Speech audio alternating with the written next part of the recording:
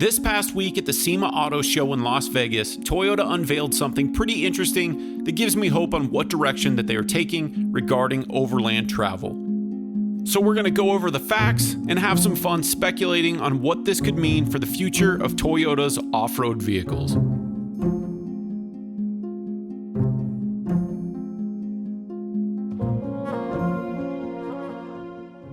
Hey guys, so it's been a while since I've done anything on the Toyota line. I've done some stuff recently on the Ineos Grenadier because I do think that that is an exciting product that's coming out. But anyway, there's some new stuff that's finally happening with Toyota. So it's been quite a while since I've touched on anything about Toyota. I think it was last December. I'm traveling all summer, so it's hard for me to touch on this kind of stuff during the warmer months. But anyway, so I wanted to go over some of the new Toyota stuff that's come out this week from SEMA because it is actually pretty exciting in a roundabout way. So in this video, we're going to talk about the Trailhunter from Toyota at SEMA this week.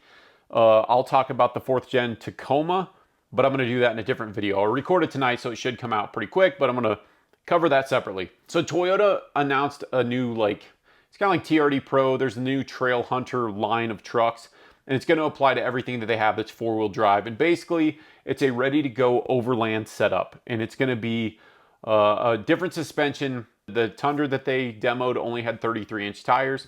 It's got a front and rear bumper from CBI, I believe is who made those. So the front bumper was kind of a hybrid setup, and it has tow hooks. And that was one of the big problems with the launch of the Tundras. A lot of people were mad it didn't have the tow hook setup. This makes sense of why they did that, because now they will have that for, they're basically adding tiers on to where if you want that kind of stuff, you got to upgrade, which is kind of silly, but that's what they're doing. So the Trailhunter is interesting because it's going to have a bed rack, which is a hideous bed rack, I got to say, Toyota.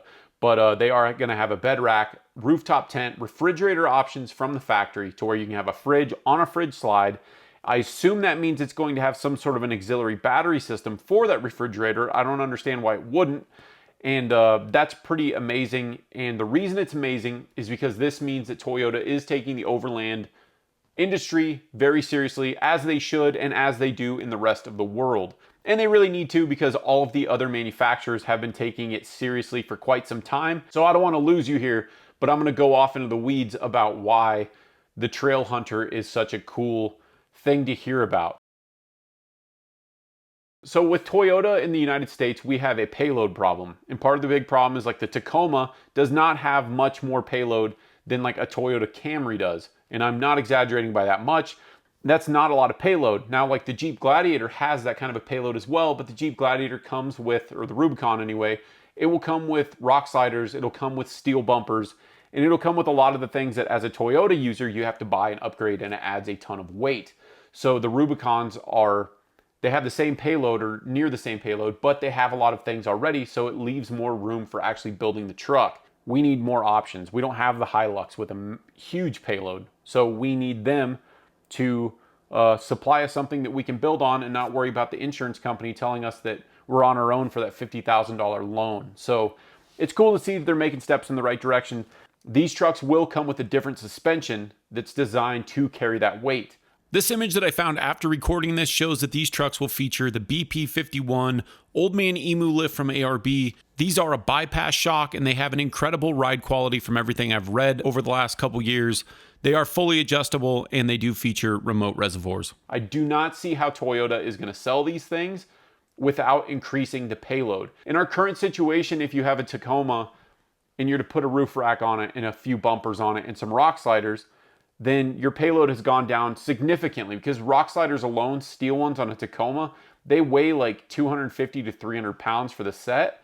And so I can't imagine Toyota is going to come out with these from the factory and sell them with a 600-pound payload. I just can't see that happening. Maybe they will, because they haven't been shy about having terrible payloads in the past. Tacomas are really well known for putting up with too much weight.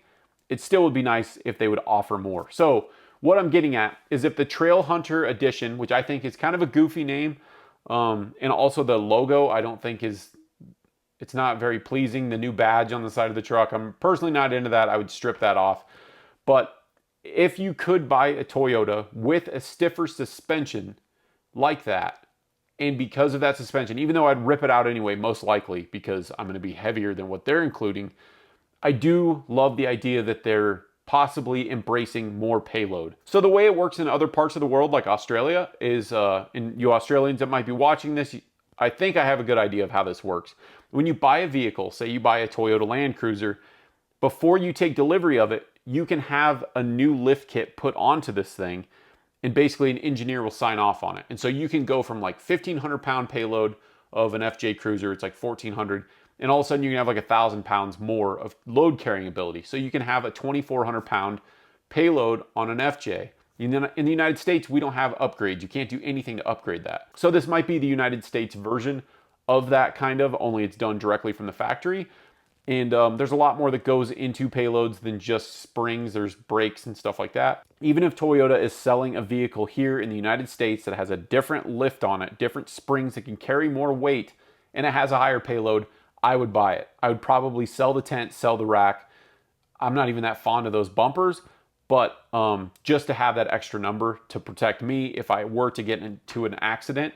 But it's just huge that Toyota is embracing this. I think one of the big downsides of this is that everybody that buys one of these is going to potentially have this exact same vehicle, which isn't very fun, because it's just like maybe you'll have a different colored Tacoma or Tundra or Sequoia, 4Runner, whatever it is, but you'll have the exact same one as somebody else. That being said, you could buy one of these, have everything you need to go, more or less, and just go on a trip. So if you're a foreigner that's coming in to explore the United States for 6 months, you can literally buy one of these things and then sell it on your way out. But that's going to be the problem. I don't know how expensive these are going to be. I would imagine that they're not going to be cheap. So the Trailhunter concept is pretty cool.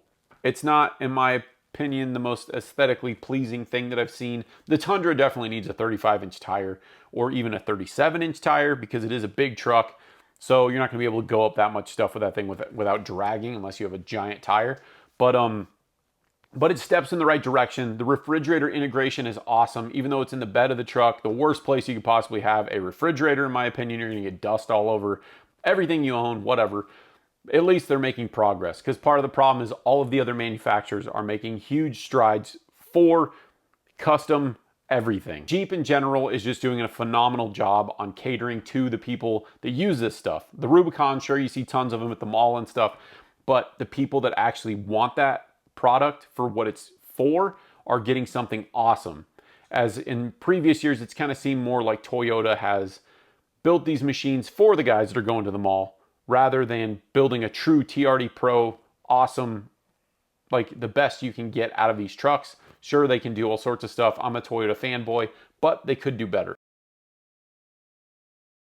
So the Trailhunter line is going to be the Tacoma, the 4Runner, the Tundra, and the Sequoia. And I would imagine that probably the RAV4 is going to get it just because people have been using it for that, and they've got the trail version or whatever it's called. I imagine since the Tundra was out first on the new platform that the Trailhunter is going to be available on it first. The Sequoias are incredibly hard to come by right now, so I'm sure it'll come out, but they're probably going to wait until they can actually supply Sequoias in the first place.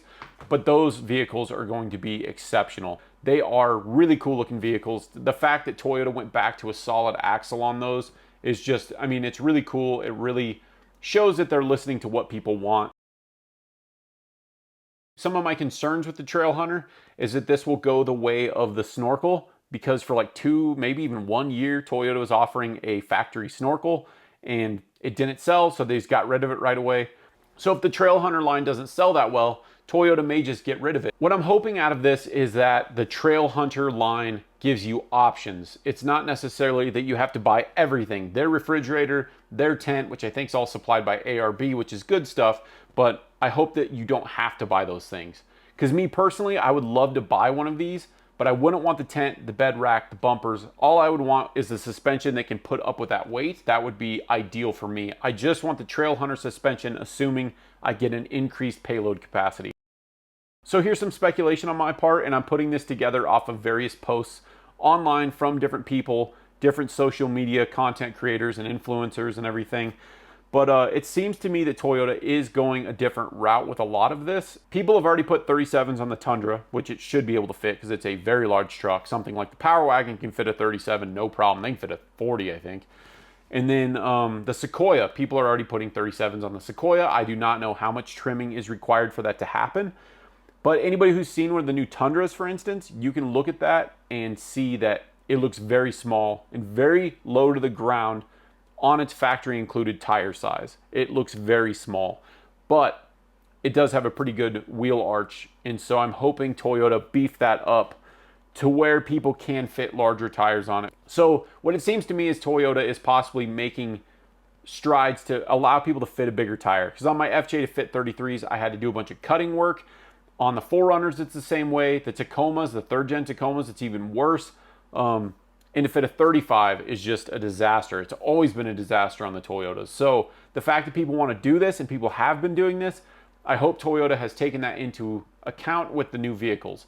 Part of the reason I think they have taken that into account is one with the Trailhunter. When you see that picture from SEMA that I'll put up here, with the Trailhunter, the tires look small. It's a 33 on a Tundra. I know it can fit a 35, and I've seen pictures of them with a 37. I don't know if there's a lot of rubbing involved with that because I haven't done it personally, but I've also seen 35s. Expedition Overland put a 35 on their new Sequoia, and then there was the other company, it's SEMA. I really wish I could remember who that was that did that. It was amazing, but it was a 37-inch tire. Again, no idea if that rubs, but the fact that they can fit that is a big deal. So my speculation off of this comes a little bit from Expedition Overland. They've always worked with Toyota very closely. The reason I bring that up is Expedition Overland recently switched over to a 35-inch tire on all of their vehicles. Their Tacomas, their 4Runners, everything has a 35-inch minimum. I'm assuming the reason they're doing that is because the next lines of Toyotas will allow for a 35-inch tire. So I have a suspicion that Clay over at Expedition Overland made the decision to switch to a 35-inch tire because Toyota is going to start pushing that you can put a bigger tire on their vehicles. That's just, again, total speculation. Toyota is not in the rock crawling and big tire game like a Bronco and Jeep, but they have to keep up. And the fact that you can get a Bronco from the factory with a 35, I think Toyota is going to leave their new trucks open for a 35-inch tire without much modification. I really hope I'm right on this, and maybe I'm totally wrong, but I'm basing that off of the fact that they have a new Trailhunter line out. They already had the TRD Pro line out. Now they're going to have the Sequoia with a 35. It fits easy, and Expedition Overland has that. So I don't think that Toyota is going to offer a 35 from the factory like Ford does with the Bronco. But I really do think that there is going to be the ability to fit a 35 much, much easier because there's so many people that want to do it. There are people that will not buy a Tacoma or will not buy a 4Runner because all of a sudden you have to buy the thing and chop it up to make something fit. And then if you want to sell it 6 months down the road, its value is lost. As with a Jeep Rubicon, you can put whatever tire on it you want. It's still got a warranty with a 37-inch tire, and you can sell it down the road, and Jeep owners don't think anything of it. It makes sense. It makes sense that they would do that, and I really do think they're going to do that. So another thing I'm really hoping to see, and they didn't get into specifications on this on the Trailhunter, I would very much like to see Toyota include a front locker. I don't know if that's a long shot or not. Pretty much every brand offers a front locker with their top tier off-road models, and I would very much like to see Toyota do that, at least on their mid-size stuff. I mean, you can do that with the Rubicon from Jeep, you can do that with the Ford Rangers, you can do that with the ZR2s from Chevy. Everybody's doing that, and the fact that Toyota isn't doing that. But the reason I think that they might be doing that with their new mid-size stuff is because recently, on the last generation Tundra, you could not get a rear locker. Now you can get a rear locker. My assumption is that now with their new mid-size stuff, which is more commonly going to be found on a trail, I really think that the new mid-size stuff might come with a factory front locker option. The fact that we lost the Land Cruiser and they're trying to make up for it in other avenues of their vehicles that sell better, that would be cool to see. Even if it's just the TRD Pro or just the Trailhunter, I mean, that again will sell those trucks. Okay guys, so a lot of speculation on my part. Of course, none of this is confirmed other than the Trailhunter line, but Toyota is paying attention. They are falling behind, and so they have a lot of catching up to do, and I think that the Trailhunter is a step in the right direction. And these new vehicles that they're building, I mean, the Tundra is basically a Land Cruiser truck. It really is. So I'm gonna film a video here in just a minute about the new Tacoma because there are some rumors about the Tacoma and information that's leaked out a little bit here and there. And I haven't done a video on the Tacoma since last year because there's a lot of cool information that's come out about it. They have been spied testing and stuff. So if you are a Toyota fan, I do have these shirts. You can't get these anywhere else. I designed them. But anyway, it's got the retro Toyota stuff, the FJ, the 4Runner, and the Tacoma. And then I've got the cups as well, and it helps support the channel. They're pretty cool. And the shirt has an Easter egg where it's got my FJ on the tag of the shirt, which is kind of cool. Okay guys, so that's all I wanted to go over with the Trailhunter. I thought it was useful and interesting information that they're launching something like that. And I know it's hard to get a Toyota or any vehicle for that matter right now, but all of the supply chain issues should go away in the next year or two to where things will get back to normal and you can actually order a vehicle. So they're planning ahead. Thank you to the minority who have watched until the end of this video. It helps grow the channel significantly, and keep watching through my next videos as I will soon be doing a giveaway of something with a value of around 400 bucks, and I won't be announcing it anywhere but at the end of the videos. So those that are still watching will be the only ones that can win. Thank you guys so much for watching. I really do appreciate it. I'm going to film a Tacoma video right now as well, and I will release that after this one. So anyway, look forward to that. I do appreciate it. Like and subscribe if you haven't already. And until next time.